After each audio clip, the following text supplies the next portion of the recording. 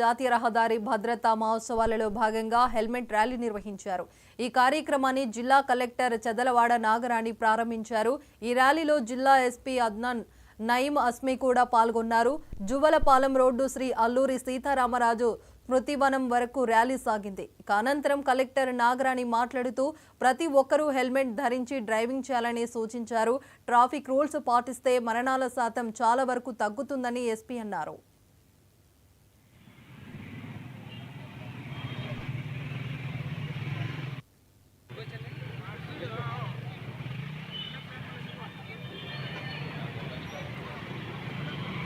Four wheelers కానీ two wheelers, ముఖ్యంగా two wheelers నడిపేటప్పుడు హెల్మెట్స్ ధరిస్తూ అది ఖచ్చితంగా పాటించాలి. దీని గురించి ట్రాన్స్పోర్ట్ డిపార్ట్మెంట్ కానీ పోలీస్ డిపార్ట్మెంట్ కానీ అది ఇంప్లిమెంట్ చేయడం అనేది చాలా ఇబ్బంది అవుతుంది. ప్రజలందరూ గమనించాలి. ఇది చాలా అతి ముఖ్యమైన అంశం. ఇప్పుడు రోడ్ యాక్సిడెంట్స్ డేటా కనుక తీసుకుంటే అత్యధికంగా టూ వీలర్స్ డ్రైవ్ చేసే వాళ్ళు యాక్సిడెంట్లు అవుతున్నాయి. అందులో ప్రాణాలు పోయే వాళ్ళు ఎవరైనా ఉన్నారంటే అత్యధిక శాతం 70% టూ వీలర్స్ డ్రైవ్ చేసే వాళ్ళే అవుతుంది.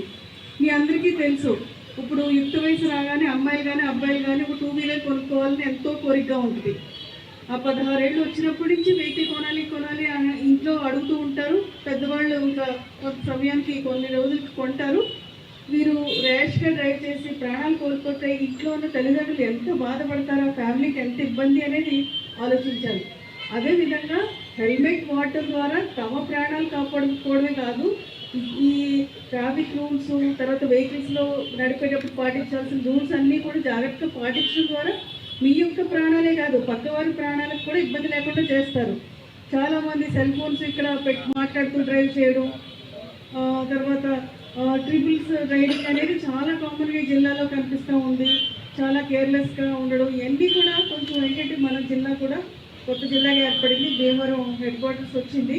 మరి దానికి తగ్గట్టు మన యొక్క ప్రవర్తన